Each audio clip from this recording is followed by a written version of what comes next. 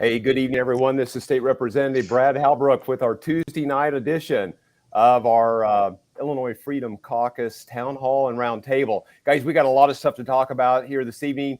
We're not going to keep you all night. At that, I'm going to turn it over to Representative Chris Miller, and he's going to talk about an important event that we got coming up in the district right away. And so, Chris, what's going on over Thursday night?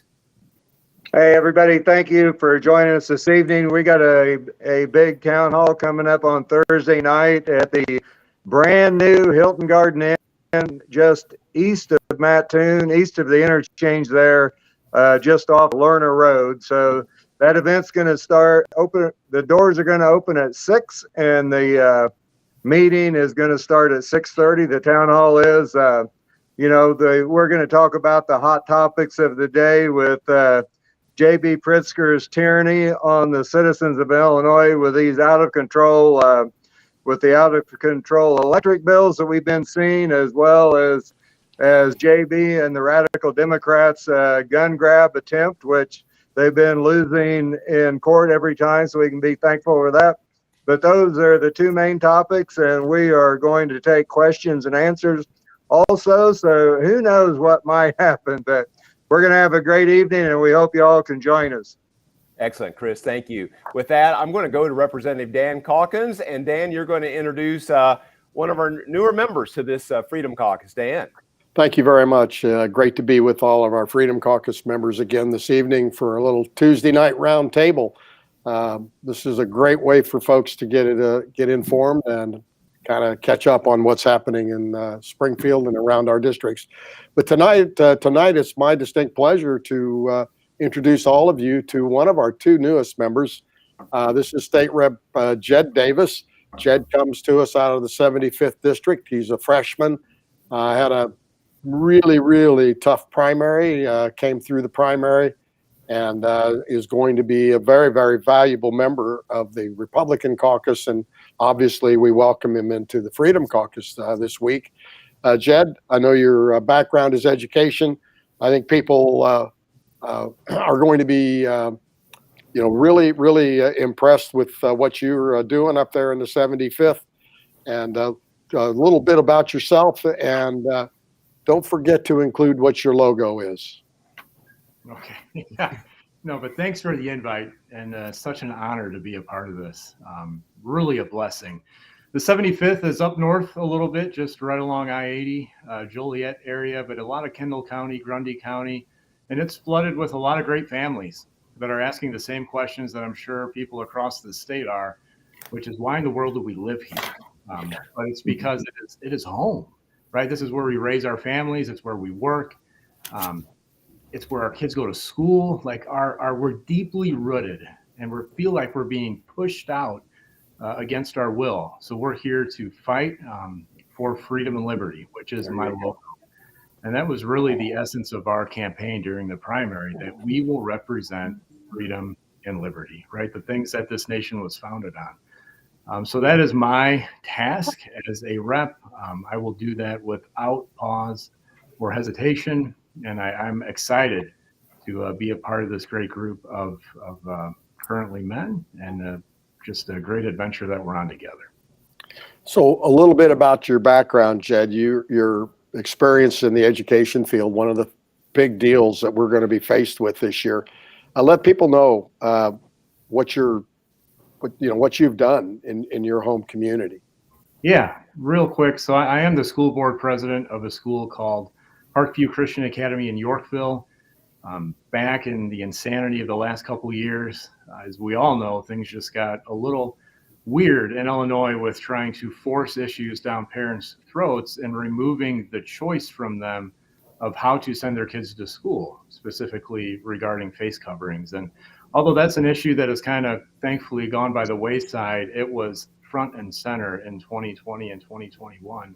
And we stood up and simply said, no, we're giving parents the freedom of choice. And the governor actually sued us. I remember the Secretary of State Police showing up with your tax dollars at work, couple inch thick lawsuit, and drug us into a courtroom in Sangamon County. So it is just the epitome of the insanity in Illinois, that you can't even have the choice as a parent to really guide your kid through life and the principles that you feel that they should represent. So we fought back, we pushed back, we were the tip of the spear on that front and really won a case in the fall of 2021 that was the predecessor to the whole ball kind of unraveling later that spring. So very grateful for that. And again, I just think it goes back to the testimony of we are unwavering on those principles and beliefs that we feel should be yours and not the government's. That's great. And thank you, Jed. We really appreciate you joining us.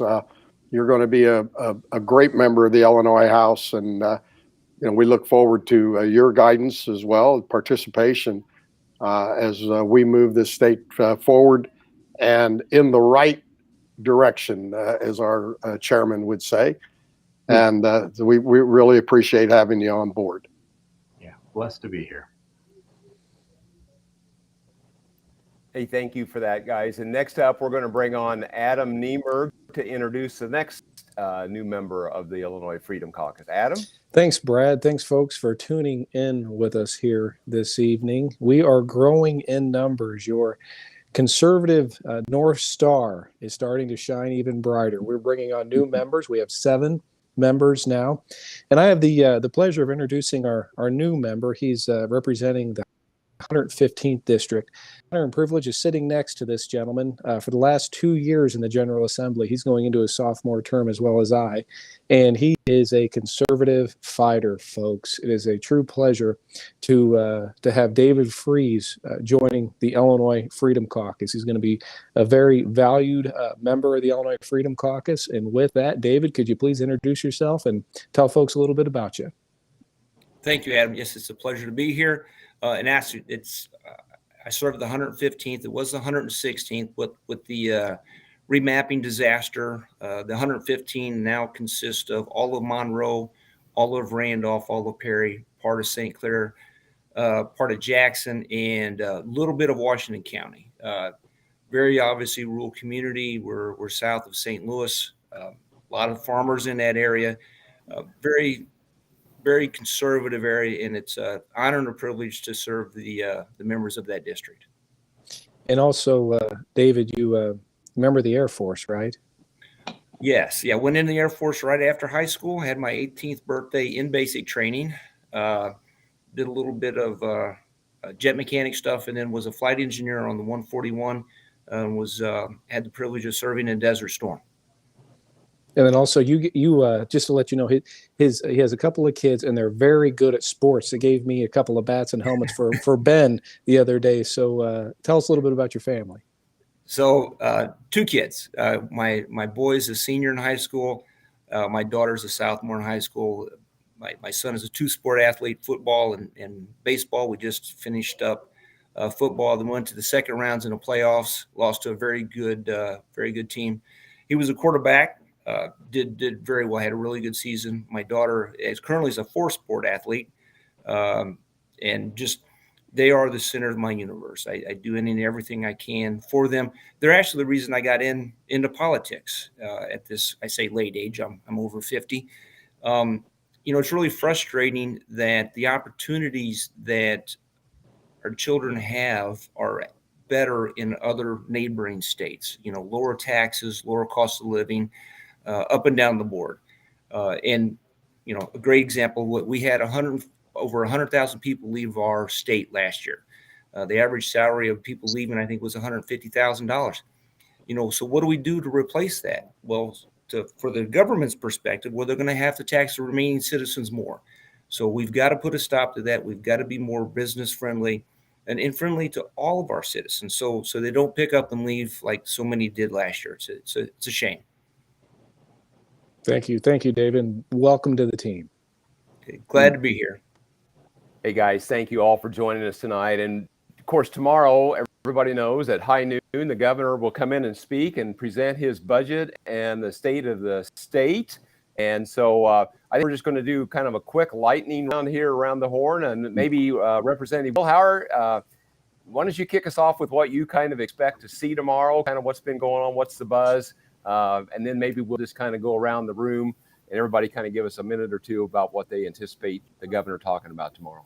Yeah, hey, thanks. Big week up, obviously, up here in Springfield, and we are really, really excited. Not necessarily about the budget address tomorrow, because we've seen that before here, at least the people that's been here in the past. But Jed and David are huge additions to our team. They bring a lot of great perspective and they expand the geography of our caucus as well. We are growing. We have momentum. We always say that we have everything that we need to be successful in Illinois. We just need strong leaders that are going to stand up and put this stuff forward and make it happen. And these guys are that. So we're really, really excited. So the governor's got it. There's a lot going on. He's got a lot of things that he wants to achieve for his 2024 presidential campaign. So we're going to see a lot of, I think, what do you say, Chris? Rainbow and unicorns tomorrow. Pixie dust. Pixie dust. Yeah, pixie dust. There we go. But a lot of times I think of this in terms of what we are not going to see tomorrow, because that's what's happening in the state of Illinois. The things that we are not doing is actually what's holding us back. We're not going to hear anything that's actually going to make people's lives in Illinois better and do what David was talking about, get people to stay here and get people to prosper here. I guarantee you that we're not going to hear anything about lowering your utility rates. It'll be just the opposite, because we do policy by virtue signal when it comes to energy and everything else. There's going to be nothing that's going to raise wages or bring opportunity back to this state. And those are the things that we really need to focus on, fixing our education system and getting our fiscal house in order. But probably not going to hear that tomorrow, but hey, we'll be there to listen, and we'll certainly be here to provide commentary and accountability after the fact. So really appreciate all you guys listening tonight and all the support that you give. Make sure you come out and see us in Mattoon on Thursday night. Thanks, guys. Excellent, Blaine. And Chris or Adam, you guys want to take off from there, and then the other follow with kind of what your thoughts are coming into the next. Well, go ahead, Adam. I'll go next. Okay, sounds good. Well, folks, I think you kind of is, again, what Chris says, as well as Brett. I think we've seen this movie before. So anticipating what the governor is going to say tomorrow, it's going to be a lot of tax and spend. He's talked about preschool for all. He's talked about free college for all. So you wonder where the money is going to come from to pay for those. It's going to come from you, the taxpayer, unfortunately. And there's already being talk about a corporate and personal income tax surcharge to cover the wish list that the governor will be rolling out tomorrow. But folks, the important thing is that as the Freedom Caucus stands here in Illinois to be that North Star of conservatism, we will push back against this. We will push back with great ideas, such as what Blaine just laid out on education, on taxation, on the life issue, on guns. We have the ideas, we have better ideas, and you'll expect a good response from us all tomorrow. And with that, I'll hand it over to our chairman, Chris Miller. Hey, thank you guys, and thank all you patriots for joining us this evening. And one thing that you can expect is rainbows, unicorns, and pixie dust, because there's one thing that we know that you can tell. I want to give you this little tip. You can tell when J.B. Pritzker's lying to you is when his lips are moving. That's a real tip-off for y'all. Another thing that you need to understand is we shouldn't be holding this State of the State there at the Capitol building. We ought to be holding it down the street at Burger King, the home of the Whopper. Because I'm going to predict that you're going to hear Whopper after Whopper after Whopper. But, when you're trying to slice through this maze and wonder what's going on, just remember the guy up there talking thinks that a guy can have a baby. And so that'll give you a perspective to know what to believe and what not to believe. But anyway, thanks for joining us this evening, and God bless you all. Thank you, Chris. Dan, any thoughts on tomorrow, what we may or may not see, or what your hopes and dreams are for tomorrow? Oh, Dan, we lost your volume. Sorry, I had muted myself. I said my hopes and dreams are that it's short, but I think think we're going to be tortured for quite a while. It's going to be an interesting time because the economy is kind of teetering. It's slowed down. We've got a lot of things happening. I know we put a couple $2 billion in a rainy day fund, but I'm kind of afraid that they're going to use that rainy day fund for cash, for the little piggy bank to start paying again all of these things that they want to do. We've been a beneficiary of billions and billions of dollars of federal money, our taxpayer money coming back to us in Illinois. But that stops, and the pandemic ends in May. We're already seeing that benefits are going to go back to what they were before the pandemic. And with the terrible inflation and the high cost of living here in Illinois, with the taxation, that's going to put a real squeeze on everyday people. So I'm looking forward to what the governor has to say, kind of, just out of curiosity. What I'm really looking forward to is what the Democrats are going to do with the budget. And that's where we'll be working. We'll be working in our committees, and we'll be working in the General Services Committee to try to rein some of this spending in. So thank you all again. Brad, thanks for doing this Tuesday night.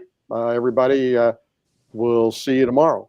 Excellent, Dan. And I think with this, we'll go to our two new members, and then I'll close out here momentarily. Jed Davis, can you give us some thoughts about tomorrow, what your hopes and dreams and things you think we'll see or not see tomorrow?